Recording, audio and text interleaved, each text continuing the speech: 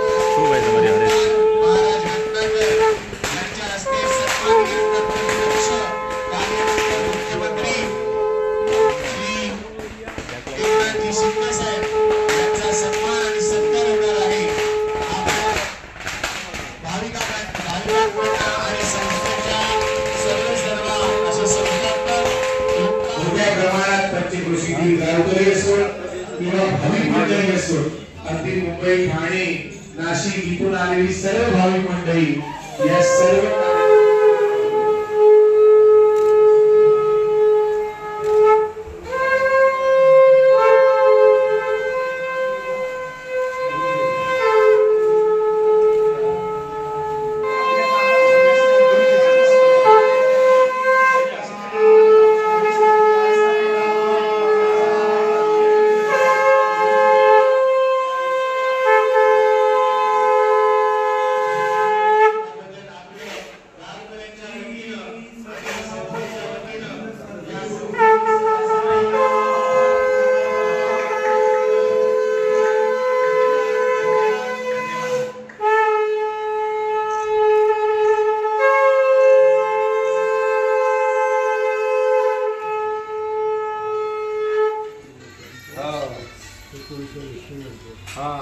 भेटले ना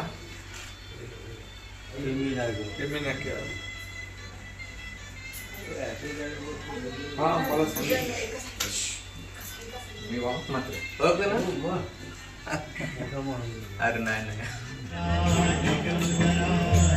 संस्थानाचे सर्वेसर्वा ओंकार महाराज रत्नाकर यांच्या निमंत्रणाला मान देऊन महाराष्ट्राचे लाडके कर्तव्यदक्ष मुख्यमंत्री साहेब आज आपल्या विराजमान झालेले आहेत. त्यांचं आगमन झालेलं आहे.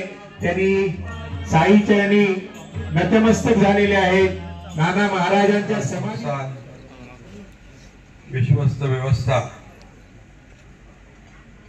आणि रत्नाकर महाराज गो संवर्धन चॅरिटेबल विश्वस्त व्यवस्था आयोजित आणि या संस्थानाचे संस्थापक अध्यक्ष ओमकार महाराज यांच्या वतीने किती 51वी दत्त जयंती महोत्सव या ठिकाणी संपन्न होतोय. खरं म्हणजे आज दत्त जयंती सुरू झालेली आणि या दत्त जयंती उत्सवानिमित्त आपल्या सगळ्यांनाच मी मनापासून खूप खूप शुभेच्छा देतो.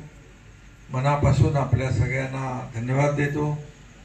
25 ते 26 हा सोहळा संपन्न होतोय. दत्तयाग पारायण धार्मिक कार्यक्रमाचं आयोजन, सामाजिक सांस्कृतिक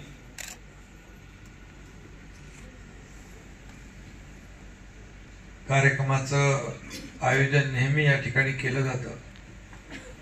आणि मला आता महाराज सांगत होते की फक्त धार्मिक कार्यक्रम पुरतं मर्यादित आमचं संस्थान नाही. धार्मिक तर कार्यक्रम पाहिजेच, कारण आपल्या सगळ्यांना माहित आहे की आता हे आपलं सरकार जे आहे की सरकार स्थापन झाल्यापासून सगळ्या धार्मिक कार्यक्रमावरचे निर्बंध आम्ही काढून टाकले. अगदी मोकळ्या मुक्त वातावरणामध्ये सगळे सण उत्सव धार्मिक सोहळे आयोजित केले जात आहेत.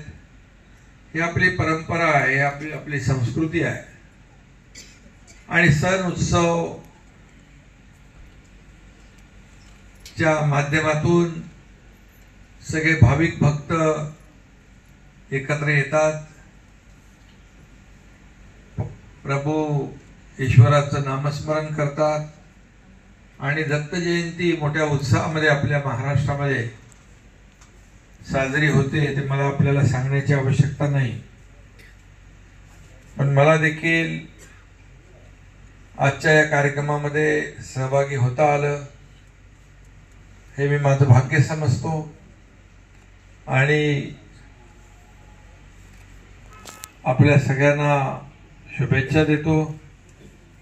अनेक कार्यक्रम, अनेक उपक्रम या संस्थांच्या माध्यमातून केले जातात. जे अनाथ मुलं आहेत त्यांचं शिक्षण असेल, त्यांचे विवाह असतील, अनेक अडचणी असतील. खरं म्हणजे सरकार म्हणून जे काही कर्तव्य जबाबदारी जी असते ती पार पाडण्याचं काम आम्ही नक्की करतो. परंतु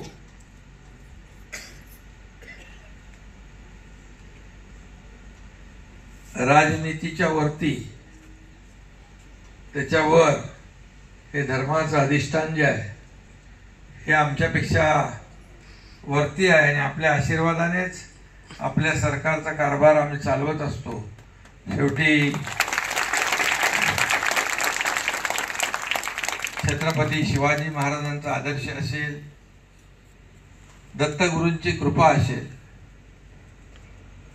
या सगळ्यांचं बळ आणि प्रेरणा पाठीशी असल्याशिवाय समाजकारण आणि समाजाची सेवा ही जी काही ऊर्जा आणि प्रेरणा मिळत असते ती यातूनच मिळत असते. आणि म्हणून अशा प्रकारचे उत्सव ही समाजाची गरज आहे, काळाची गरज आहे. पारतंत्र्यात देखील लोकमान्य टिळकांनी शिवजयंती असेल, गणेशोत्सव असतील, त्या काळात देखील साजरे करत होते. त्यामागची भूमिका आणि भावना एकच होती की सर्वांना एकत्र आणायचं. आणि आज आपण तेच परंपरा ती पुढे नेतोय, उत्सव साजरे करतोय. आणि एक खऱ्या अर्थाने या धकाधकीच्या आयुष्यामध्ये काही काळ का होईना एक ईश्वराचं नामस्मरण होतं. एक चांगली भावना, शुद्ध भावना मनामध्ये निर्माण होते, राष्ट्रभावना निर्माण होते, देशप्रेम जागृत होतं. आणि मग असे आपले ओंकार महाराजांसारखी जे काही व्यक्तिमत्व आहेत ते समाजाला आपण काहीतरी देणं लागतो या भावनेने काम करतात. आणि मग यांची प्रेरणा इतरही लोक घेत असतात. आणि मग समाजामध्ये चांगलं काम करणाऱ्यांची संख्या वाढते. मला काय मिळालं यापेक्षा मी काय देणार आहे समाजाला, देशाला, राष्ट्राला, हे जर प्रत्येकाने आपलं विचार केला तर या विश्वामध्ये कोणीच दुःखी कष्टी राहणार नाही. आणि हीच आपल्या दत्तगुरूंची शिकवण आहे. आणि म्हणून मी जास्त काय आपली वेळ घेणार नाही. किती 1 वाजलेली आहे, 1:30 वाजलेली आहे. सरकारचं काम आणखी चालू राहणार आहे पुढे.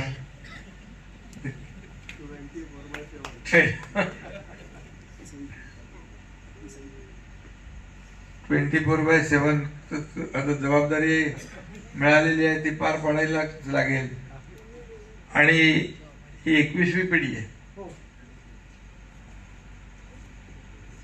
आणि सातत्याने अशा प्रकारचं ही परंपरा पुढे नेण्याचं काम आपले ओंकार महाराज करतायत. त्यांना मी मनापासून शुभेच्छा देतो, मनापासून आपल्या सगळ्यांना धन्यवाद देतो.